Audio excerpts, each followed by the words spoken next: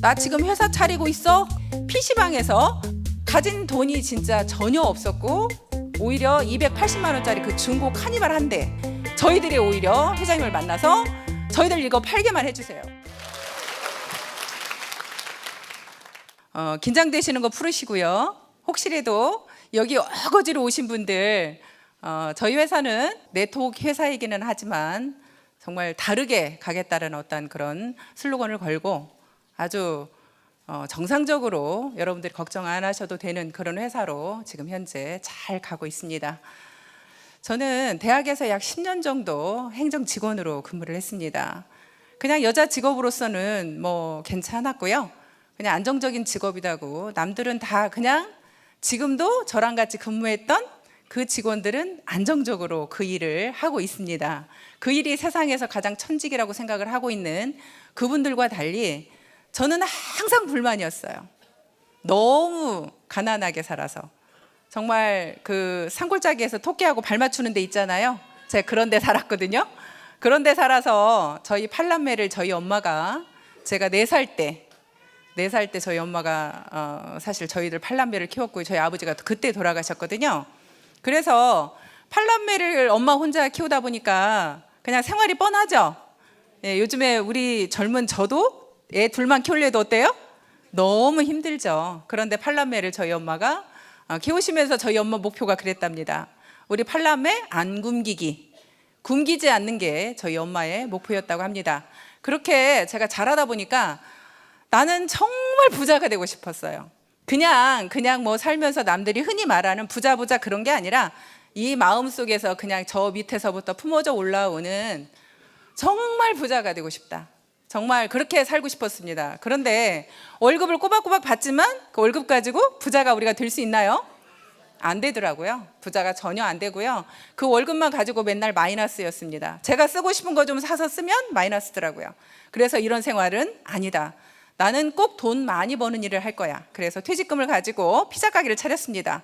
하지만 그 피자 가게를 차려서 경험도 없던 저는 그냥 순식간에 다 그냥 퇴직금만 날리고요. 까먹어버리고 다시 직장에 취직을 하기 시작을 했습니다.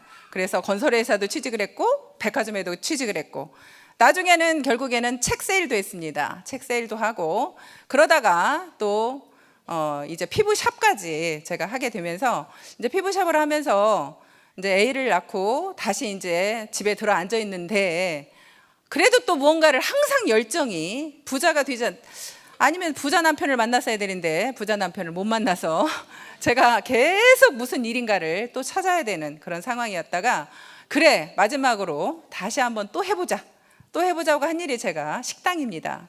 그런데 제가 식당 경험도 없고 음식을 꽤 잘하는 것도 아니고 그래서 그냥 체인점은 좀 편하다 생각을 하고 체인점을 차렸는데요. 그 체인점이 제가 차리자마자 3개월 만에 망했습니다. 그래서 체인점 가맹비만 다 까먹고요. 인테리어 했던 모든 것을 다시 내려야 되는 상황이 되어서 다시 그러면 이 체인점을 내릴 수는 없고 식당을 어차피 임대료는 나가는데 무언가를 해야 되고 그런데 그때 당시에 한창 유행인 게 오리였어요. 사람들이 돼지고기 안 좋다, 소고기 안 좋다. 그래도 오리고기가 최고야. 그러면서 막 붐이 일어날 때 나도 오리고기를 차려보자 해서 오리집을 간판만 바꿨습니다. 그렇게 간판만 바꿔서 사실 시작을 했는데요. 얼마 안 있다가 조류독감 오더라고요. 네. 그래가지고 조류독감 오면서 이제 정말로 더 이상 버틸 수가 없었고 제가 그 식당도 1억 5천 정도 들여서 다 빚을 얻어서 시작을 했는데 결국에는 식당에 인건비도 못 주고 임대료도 못 내고 그런 상황이 되다 보니까 문을 내려야 됐어요. 더 이상 유지할 수가 없어요. 아직 식당의 계약 기간은 남아있지만 계속 유지할 수가 없어서 문을 내려야 되는 그 상황에서 제가 저희 화장품을 만났습니다. 저희 화장품을 만난 건 저는 정말 행운이라고 생각하고 내가 그렇게 힘들게 어렵게 살았지만 결국에 그 화장품을 나한테 오게 한 게 정말 저한테는 큰 복이라고 생각했습니다. 또한 그 화장품이 아무리 좋아도 내가 그 화장품이 좋다는 것을 알아먹지 못하면 나한테는 이게 기회예요, 아니에요? 그런데 저는 그 알아먹을 수 있는 것을 알게 돼서 너무 행복했습니다. 제가 다행히 피부샵을 하면서 좋은 화장품을 많이 써봤거든요. 정말 좋다 하는 것들은 다 써봤지만 실질적으로 화장품이라는 게 특별하게 아무리 비싸고 좋은 거라도 정말 그렇게 크게 다르지 않았다라는 거. 그런데도 불구하고 다르지 않다라고 생각해요. 내가 기미가 심하고 피부가 칙칙하고 아주 피부가 안 좋은데도 불구하고 아무리 좋은 화장품을 쓰고 내가 피부 샵을 하면서도 피부가 크게 개선되지 않았어요. 그래서 화장품이라는 건 다 거기서 거기다. 그러니까 내가 이제 피부샵을 하는 동안에는 어쩔 수 없이 수입 화장품을 썼지만 이제 내가 그만두고는 다시 국내 화장품을 써야겠다 생각을 하고 제가 국산 화장품을 쓰기 시작했어요. 그랬는데 다 거기서 거기는 화장품인데 제가 국산 화장품을 처음에 딱 썼을 때 어땠을 것 같아요? 아니더라고요. 다 똑같은 줄 알았는데요. 아니더라고요. 아, 국산 화장품이 아직까지도 이 정도 수준이었어? 저는 우리나라에서 제일 좋다는 화장품을 썼습니다. 우리 국산 화장품 중에 제일 좋다는 화장품을 썼는데 그 화장품이 내가 쓰던 수입 화장품하고 차이가 났던 겁니다. 그 전에 수입 화장품을 독일제, 프랑스제, 예를 들어서 미국 전부 다 각 나라 것을 다 썼는데 그게 그거라고 생각했던 저한테 국산 화장품은 아니라고 생각했어요. 그래서 우리나라 화장품 기술이 아직도 이렇게 멀었구나, 아니구나 그렇게 생각을 하고 저는 다시 수입 화장품을 쓰기 시작합니다. 저희 화장품을 처음에 만났을 때 우리 화장품이 수입 화장품이에요? 국산 화장품이에요? 국산 화장품. 그럼 믿었겠어요? 안 믿었습니다. 저희 국산 화장품 뻔할 거다. 이게 써봐야 뻔할 거다. 그렇게 생각을 하고 제가 발랐는데요. 딱 바르는 순간 저는 반해버렸습니다. 일단은 피부에 딱 발랐는데요. 흡수가 너무 잘 되는 겁니다. 그리고 저는 끈적거리는 게 싫어서 영양크림까지 잘 못 바릅니다. 그런데 영양크림까지 다 발랐는데요. 얼굴이 끈적거리질 않아요.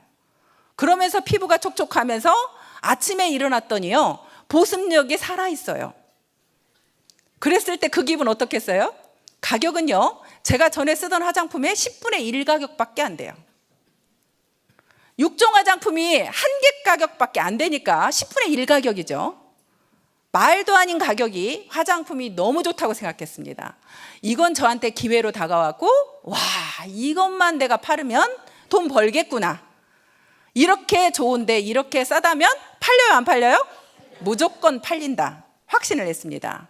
그렇게 확신을 하고 이 화장품 나는 팔아서 돈 벌어야지 라고 생각을 했는데요. 처음에 저희 회장님께서 저희 회사를 거창하게 이 회사를 이렇게 창업하겠다 하고 계획해서 저희 회사가 설립된 회사가 저는 아니라고 생각합니다. 저희 회장님이요. 회사 차릴 생각 없었어요. 오히려 저희들이 졸랐습니다. 저희 화장품이 너무 좋아서 팔고 싶은데요. 회장님께서는 회사 차릴 돈이 없다고 못 차리신답니다. 그리고 그 고생길로 들어가고 싶지 않답니다. 본인이 회사를 차려서 망해보고 너무 힘들었던 모양입니다. 그러면서 그럴 생각이 없다고 했을 때 저희들이 오히려 회장님을 만나서 저희들 이거 팔게만 해주세요. 그랬더니 회장님께서 뭐라고 하시냐면 그래 갖다 팔어. 그러면 얼마에 주실 건데요? 어떻게 저희가 팔면 돼요? 얼마에 팔면 돼요? 회장님은 저희들한테 얼마에 주실 거예요? 이런 얘기를 하다 보니까 이제 회장님께서도 생각을 하게 되고 그러게 그렇지 그냥 조합원 여러분들이 그냥 조합원 해. 조합원 해서 여러분들은 그냥 갖다 팔아. 그랬는데 구체적으로 얼마에 팔 것이며 얼마에 줄 것이며 이런 이야기를 하다 보니까 이제 회장님도 생각을 하게 된 거예요. 그러면서 그럴 수밖에 없었던 게요. 회장님이 가진 돈이 진짜 전혀 없었고 오히려 280만 원짜리 그 중고 카니발 한 대 그거 한 대가 딸랑 회장님의 전 재산이었고 회장님도 서울에서 월세를 살았던 모양입니다. 그런데 그 280만 원짜리 카니발도 저는 익산에서 와서 산지 처음 알았어요. 익산 중고차 파는 데서 와서 사셨다고 하더라고요. 그 280만 원 딸랑 그렇게 해서 처음에 시작을 하셨고 그래서 이제 저희들이 그렇게 하게 시작을 하면서 어느 날 회장님께서 전화가 온 거예요. 전화가 와서 나 지금 회사 차리고 있어? 그러시더라고요. 뭔 소린가 했습니다. 그랬더니 PC방에서 회사를 차리고 있답니다. 그런데 회장님께서도 처음에 PC방을 가게 된 이유가요. 성경 공부를 하러 가신 거예요. 성경 공부를 하러 가셨다가 갑자기 이제 본인이 성경을 보시면서 떠오른 것들이 있었던 모양이에요. 그래서 바로 성경 공부를 하다가 그 근처에 있는 PC방을 갔답니다. PC방을 가셔서 거기에서 이제 우리 사운, 뭐 경영 인력, 경영 목표, 우리 보상 플랜, 이런 것들이 회장님 머릿속에서 이제 그 PC방에서 나오기 시작을 한 겁니다. 그러면서 하시는 말씀이 나 컵라면 먹고 있어 그러시더라고요. 왜 컵라면 먹고 밖을 못 나가냐면 보상 플랜을 본인이 수작업으로 하다 보니까 나중에 우리한테 예를 들어서 지금 총무부장에 가면 5천만 원 주고 단장에 가면 3억을 주고 우리가 지금 뭐 사장단에 가면 10억을 주겠다고 하잖아요. 근데 그런 계산법이 회장님 머릿속에서 나오려고 하다 보니까 그 계산을 하다 말고 중도에 밥을 먹으러 갈 수가 없대요. 그래서 그 컴퓨터 앞에 앉아가지고 그냥 컵라면을 드시면서 그걸 만들고 있다고 그렇게 전화가 왔습니다. 그렇게 회장님께서 처음부터 이 회사를 거창하게 저희 회사가 시작하지 않았고, 그렇게 회장님께서 이제 그때 PC방에서 만든 종이 넉장, 그 종이 넉장을 가지고 저희 망한 오리집에서 첫 세미나를 한 겁니다. 그러니까 저희 망한 오리집이 첫 세미나장이 됐어요. 이렇게 좋은 장소가 아니라 그 망한 오리집 그냥 방바닥에 앉아서 저희가 첫 세미나를 들었고, 왜냐하면 세미나 장소를 얻을 장소가 없었거든요. 그래서 회장님이 그 자리에서 첫 세미나를 했는데요. 거의 뭐 한 7시간 정도를 강의를 하신 것 같아요. 거의 뭐 6, 7시간을 강의를 하셨는데 저희들은 중간중간에 화장실이라도 다녀왔지만 회장님은 거의 그냥 그 풀로 거의 잠깐 뭐 저기 한 거 말고는요. 계속 풀로 한 7시간을 열강을 하셨습니다. 그 종이 넉장이 내 전 재산이다. 나는 내 머릿속에서 나온 이게 재산이다라고 하시면서 가진 건 아무것도 없다. 하지만 우리 회사가 앞으로 글로벌로 갈 거고 우리 회사는 초인류 기업이 될 거고 수당 많이 받기로 가장 많은 사업자가 있는 가장 수당을 많이 받는 회사, 그런 회사가 우리 애터미가 될 거고, 그리고 앞으로 정말 이 회사가 엄청나게 수많은 인원이 몰려올 거다. 우리 몇 명 앉혀놓고 막 수만 명 뭐 이렇게 몰려온다고 하면 그게 말이 와 닿을까요? 세미나 장소 얻을 장소가 없어가지고 저희 망한 오리집 식당에서 강의하시면서 저희 회사가 글로벌 나간다면 믿어질까요? 전혀 안 믿어지죠. 그러면서 하시는 말씀이 하나가 저한테 딱 와닿았던 게 있었습니다. 그게 뭐냐면 안 망하는 회사를 만들 수 있다라고 하시더라고요. 안 망하는 회사를 만들 자신 있다. 그런데 회사가 가진 게 아무것도 없는데 안 망하는 회사를 만들겠대요. 그것 또한 전혀 믿어지지 않았는데 설명을 듣고 나니 조금 이해가 됐어요. 그게 뭐였냐면 관리 비용을 철저하게 줄이시겠답니다. 거의 저희 회사는 무인 회사가 되다시피 그런 회사를 만들겠답니다.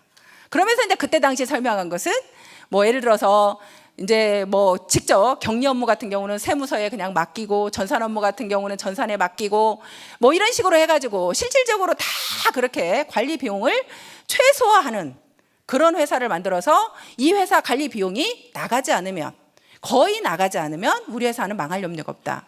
여러분들이 매출을 전혀 일으키지 않아도 우리 회사가 지금 현재 들어가는 비용이 예를 들어서 직원이라고 해봐야 우리 부사장님 딸랑 한 명 있고요. 직원이라고 해봐야 한 명이고요. 사무실이라고 해봐야 임대료 220만 원 들어가는 사무실. 그냥 그 조그마한 사무실이고 관리 비용이 들어가 봐야 500만 원이 안 들어간다는 거죠. 그렇게 500만 원이 안 들어가면 회장님은 내가 나가서 이거를 팔아만 와도, 화장품을 나가서 내가 팔아만 와도 500만 원 정도는 자기가 벌어올 수 있다. 내가 그 정도만 벌어오면 이 회사는 매출이 없어도 회사가 유지될 수 있어요, 없어요? 들어가는 경비가 없으면 유지가 될 수 있겠죠. 그래서 나는 철저하게 관리 비용을 안 들어가게 해서 이 회사가 매출이 없더라도 망하지 않는 그런 회사를 만들겠다고 하시는데요. 그 말은 쏙쏙 들어오는 거예요. 제가 망했잖아요. 제가 망해보니까 인건비 때문에 망하고 결국에는 임대료 때문에 망하고, 제가 그걸 유지를 못하다 보니까 한 달에 700만 원, 800만 원씩 매달 고정비용이 들어가는데 그 고정비용을 내가 어떻게 해줄 수가 없으니까 결국에는 제가 망하게 되는 그런 일이 생겼습니다. 그래서 회장님의 그 말은 와 닿았습니다. 그런데 저는 그때 들으면서 그러든지 말든지, 나는 화장품이 너무 좋으니까 그냥 화장품 팔아서 돈 벌 거야. 회사고 망하고 안 망하고 나는 아무 상관없어. 그냥 우리 회사가 가든지 안 가든지 이 화장품을 내가 가지고 나가서 팔아서 난 돈을 벌겠다라고 생각을 했고, 그러면서 이제 현장에 제가 직접 이제 그 화장품을 팔러 나갔는데요. 팔러 나가면 제가 생각했던 것처럼 사람들이 정말 화장품 너무 좋다고 그냥 막 다 사줄까요? 아니더라고요. 이건 내 생각과 다르더라고요. 정말 막상 부딪혀 보니까 그 사람들이 거들떠도 안 보는 겁니다. 거들떠도 안 보는데 결국에는 저희들은 그 거들떠도 안 보는 그 상황을 거들떠 보게 만들 수 있었던 게 그때 당시에는 뭐였냐면요. 우리가 이 제품이 내가 내 힘으로 아무도 모르고 이름도 듣도 보도 못한 광고 한번 나오지 않은 이 화장품을 사람들이 아무도 써주지 않을 때, 그럴 때 저희들이 자신 있게 밀어붙일 수 있었던 것이 환불 정책입니다. 저희가 이제 자신이 있어졌습니다. 소비자들한테 찾아가서 자신 있게 밀어붙일 수 있죠. 써보시고 마음에 안 드시면 다시 주세요. 그러면 대부분이 뭐라고 얘기하냐면 그냥 샘플 주세요 그러죠. 그런데 저희들은 샘플이 없습니다. 본품이 샘플입니다. 어차피 본품을 샘플처럼 써주세요. 쓰시다가 마음에 안 드시면 다시 가져가겠습니다. 돈 환불해 드리겠습니다 하고 저희들은 자신 있게 얘기할 수가 있었습니다. 그런데 그때 당시 회장님께서는 그 이야기를 할 때 잠을 못 주무셨다고 하더라고요. 만약에 이거를 내가 환불 정책을 했다가 만약에 전체 반품을 일어나면 우리 회사는 어때요? 망하잖아요. 근데 회장님께서 결국에는 내가 이것을 만약에 환불 정책을 해가지고 전부 다 반품을 해서 이 회사가 망할 것 같으면 망해야 된다, 그런 결정을 하셨대요. 그래서 그런 제품이라면 우리 회사가 망해야 되니까 나는 그런 결정을 하겠다 하고 입소문이 그렇게 하면서 지금 이렇게 실질적으로 이제 이렇게 석세스, 지금 오늘 듣고 계시는 분만도 10,000명이 넘는다고 들었습니다. 그렇게 전국 각지에서 10,000명이 넘는 인원이 지금 이렇게 석세스를 17명이 저희 망한 우리집에서 듣던 그 인원이 이렇게 석세스 1박 2일을 10,000명이 넘는 그런 인원이 지금 세미나를 듣고 있습니다. 그렇게 실질적으로 그런 환경들을 회장님께서 만들어 주셨고요. 또한 회장님께서 저희들 사업 진행을, 저희들이 아까도 우리 로얄클럽에서 그런 얘기가 나왔는데요. 회장님을 다 스폰서라고 합니다. 저희 회장님이 스폰서래요. 여러분들은 회장님이 스폰서처럼 느껴지지는 않죠? 별로 이렇게 와닿지 않죠? 그런데 저희들은 회장님이 저희들의 스폰서입니다. 그 이유가 초창기 때는 더더군다나요. 지금은요, 우리 지금 강의 잘하시는 분들 많죠? 강의 잘하시는 분들이 많아서 다 이렇게 강의를 나눠서 합니다. 하지만 초창기 때는 회장님이 혼자 강의를 다 하셨어요.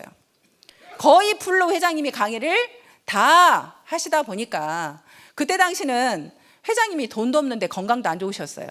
지금은 저희 회사가 이렇게 커졌기 때문에 제가 회장님이 건강이 안 좋았다는 이야기를 감히 합니다. 한 번은요, 제가 그때 당시에 사회를 보는데요, 회장님께서 코피가 터졌어요. 코피가 터지면요 멈추질 않습니다. 지금 강의를 시작하셔야 되는데 코피가 계속 멈추질 않는 거예요. 그러다 보니까 이제 강제로 막 회장님 머리를 뒤로 하고 화장지를 막 몰아가지고 코 속에다가 집어넣습니다. 근데요, 어느 정도 이렇게 꽉 집어넣어야 이제 안 나오니까 정말 통증이 올 정도로 아주 그냥 두껍게 똘똘 말아가지고 코에다가 집어넣고 이제 강의를 하시는 겁니다. 그런데 회장님이 이제 그 코피가 약간 멎을 동안 제가 이제 갑자기 사업자들한테 무작정 기다리라고 할 수가 없으니까 제가 사회를 보면서 저희 회장님께서 지금 약간 편찮으셔서 조금 시간이 지연된다는 이야기를 했습니다. 그랬더니 회장님께서 난리가 나신 거예요. 왜 그런 소리를 했냐고. 우리 회사가 가진 게 이렇게 아무것도 없는데 회장마저 저렇게 아프다고 하면 우리 회사 누가 오냐고, 우리 회사 뭘 믿고 오냐고, 다시는 그런 이야기 하지 말라고. 그러면서 아주 그냥 펄펄 뛰시면서 저를 혼을 내셨는데요. 그러면서 그런 이야기를 했어요. 그러니까요, 그러니까 제발 살살 하세요. 회장님 쓰러지기라도 하시면 어떻게 합니까? 이제 저희들은 그때 당시에 믿을 거라고는 회장님밖에 없잖아요. 회장님이 모든 강의를 다 풀로 다 하시는데 회장님이 쓰러지면 저희들 사업을 어떻게 합니까? 그래서 회장님이 이렇게 하시다가 쓰러지시면 저희들은 어떻게 합니까? 그랬더니 회장님께서 뭐라고 하시냐면, 걱정 마. 내가 쓰러져서 강의하다가 내가 죽으면 죽으면 여러분들은 사업 더 잘 될 거야. 나는 죽어도 여러분들은 사업 더 잘 될 거야. 회장이 강의하다 죽었대. 소문 나봐. 그러시더라고요. 애텀이라는 회사에서 회장이라는 사람이 강의를 열강을 하다가 죽었대. 그러면 이 애텀이라는 회사는 이슈가 될 거고, 사람들이 얼마나 야, 회장이 강의하다 죽은 저 회사는 정말 대단한 회사라고 생각을 하고 사람들이 몰려올 거래요. 그러니까 오히려 여러분들은 사업 더 잘 될 거야. 그러니까 걱정하지 마. 그렇게 말씀을 하시는데요. 사실 마음이 정말 뭉클하면서 회장님의 그런 모습 하나하나들이 저희들은 굉장히 마음속에서 이제 정말 존경하게 되고, 아, 정말 이런 분이라면 하는 생각을 하게 됐어요. 어느 날은 또 우리 사업자가, 그때 초창기 때는 다 돈도 없잖아요. 회장님도 돈도 없고 우리도 없고 다 거지들이잖아요. 근데 사업자 한 분이 쓰러지셔서 병원에 가셨는데, 그분이 병원비가 없어갖고 병원에서 안 받아주는 거예요. 의료보험이 없어서 못 받아준다는 거예요. 그런 그분한테 결국에는 병원에 들어가지도 못한다고 하니까 회장님께서 그분 병원비를 내주시고 간병인까지 대어주셨다고. 제가 그분을 병문안을 갔는데요. 그분이 내 손을 잡고 우시는 거예요. 회장님께서 이렇게 병원비도 내주시고 그렇게 간병인까지 붙여주셨다고. 저도 이제 그분 손을 잡고 제가 그러고 있다가 병원문을 딱 나오는 순간 밖은 깜깜한데요. 갑자기 그런 생각이 들더라고요. 야, 내가 화장품 때문에 이 일을 시작했지만, 아, 이런 오너라면 한번 내가 해봐야겠다. 이제는 화장품만 팔려고 생각했던 그 마음에서요, 아, 이런 오너라면 내가 이 회사 망해도 좋다. 나는 이제 망해도 함께 하겠다 하는 그런 회장님에 대한 마음이 생기기 시작했습니다. 그렇게 이제 회장님을 제가 믿기 시작하면서요,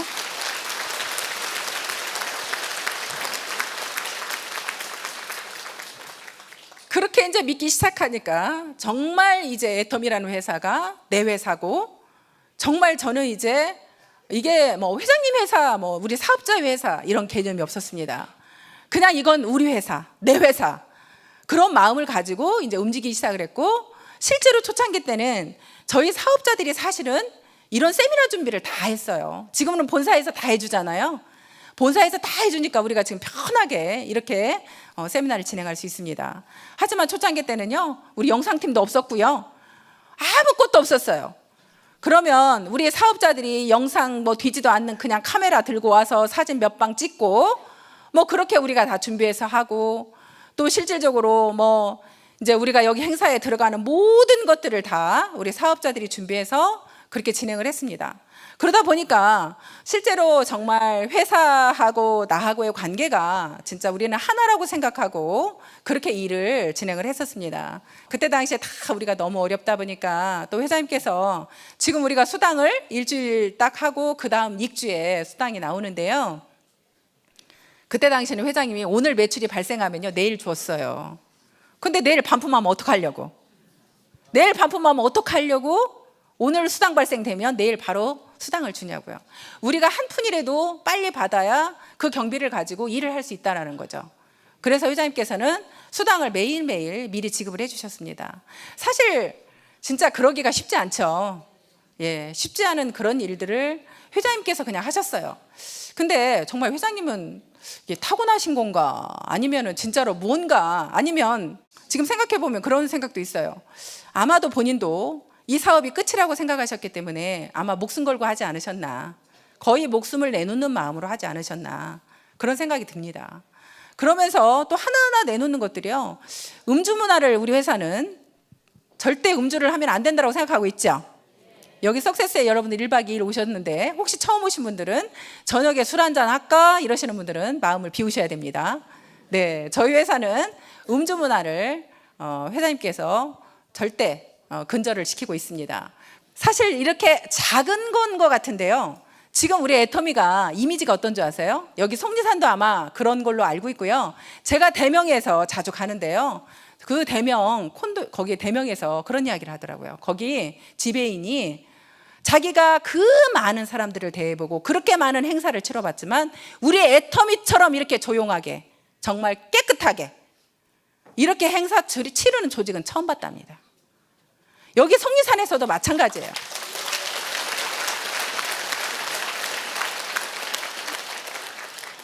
속리산에서도 우리 애터미 행사 치르는 게 숫자는 가장 많은데 가장 조용하고 가장 깨끗하고 그렇게 우리가 행사를 치른답니다. 정말 우리 자신들이 너무 대단하지 않나요? 예, 우리 자신들을 위해서 박수 한번 치도록 하겠습니다. 그렇게 하나하나가 사실 회장님께서 만든 원칙들이고 규칙들인데요. 그런 작은 것들이 정말 이렇게 우리 회사를 큰 회사로 저는 만들었다고 생각합니다. 정말 내통 문화를, 우리가 내통 역사를 회사에서 다시 쓰겠다고 한 회장님의 그 말들이요. 사실은 진짜로 우리가 이렇게 하나하나 이렇게 만들어져 가고 있고 그렇게 지켜져 가고 있습니다.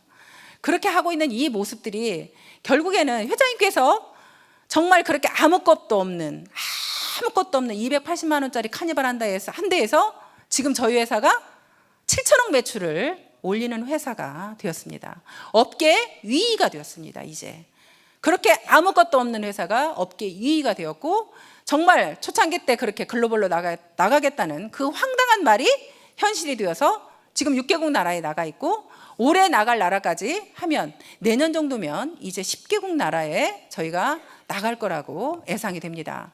그렇게 그런 일들을 사실 만들어낸 게 저희 회사인데요. 그 어떤 바탕에는요. 아까 우리 주진아 총장이 말씀하셨지만 우리 회장님의 도덕성 부분이라고 저는 생각을 합니다. 회장님께서 한동안 이런 이야기를 많이 들었어요. 우리 회사가 이렇게 커지다 보니까 이제 회장님께서 이렇게 회사가 커지다 보면 혹시 회장님이 바뀌면 어떡할까?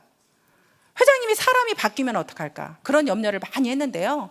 회장님께서 그런 이야기를 하시더라고요.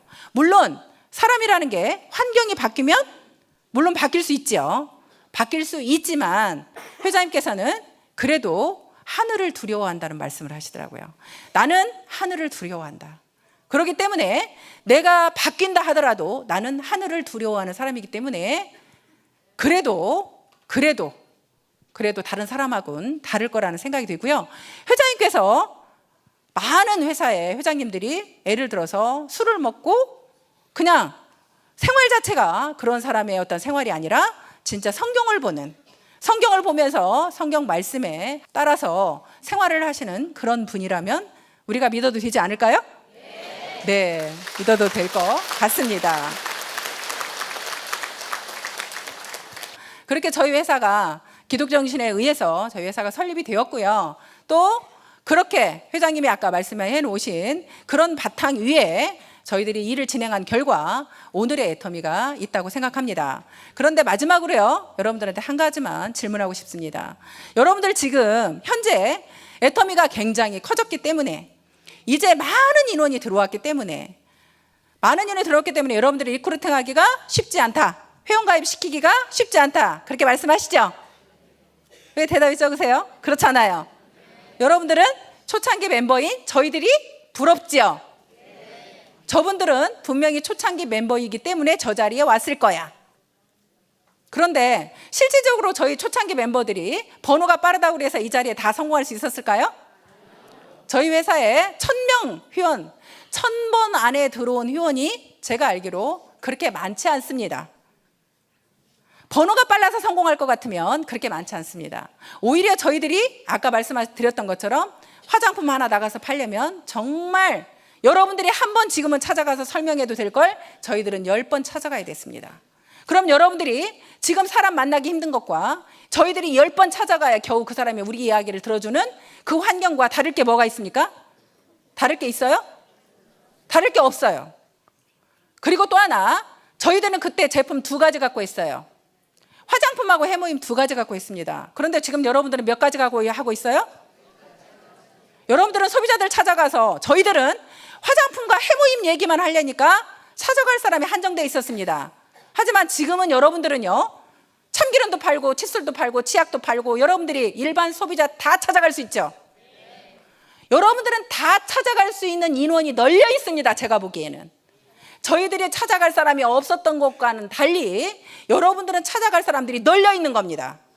그런데도 여러분들이 힘들고 저희들은 힘들지 않았다라고 여러분들 말씀하실 수 있습니까? 저희들이 더 편했습니까? 지금 여러분들은요, 저희 제품이 이제 100여 가지가 다 돼가고 있습니다. 그러면 저희들의 PV로 얘기해 볼까요? 화장품하고 해모인 PV, 저희들이 한 달 동안 한 사람한테 전달해서 5만 PV 한다고 하면요, 여러분들은 지금 이제 한 사람한테 30만 PV까지 올릴 수 있습니다.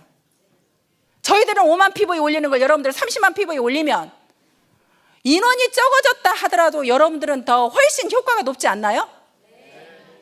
여러분들이 더 훨씬 효과가 높고 가능성은 앞으로도 100여 가지가 아니라 1000여 가지가 이제 되어 갈 거고요.